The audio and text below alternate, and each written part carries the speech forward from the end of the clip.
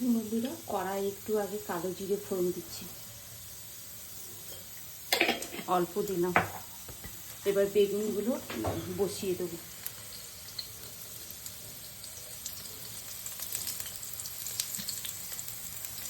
বেগুনটা ভাজা হবে। আর সাইড থেকে এই রসুন কুচিয়ে রেখেছি, দেখুন।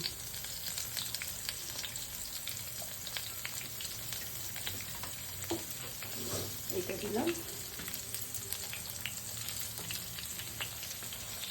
ধিমে আঁচে ভাজা হবে।